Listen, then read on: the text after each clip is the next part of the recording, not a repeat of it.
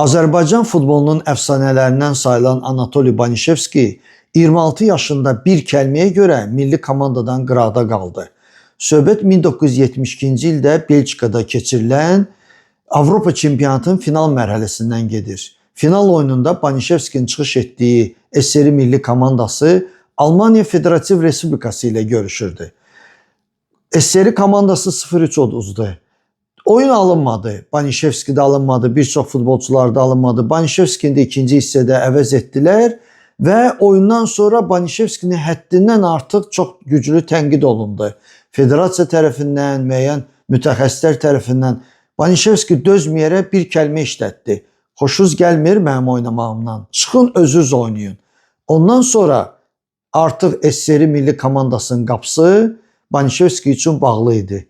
Və belə deyək, 50 oyunda 20 gol vuran o cür gözəl, güclü forvard milli komandadan qıraqda qaldı.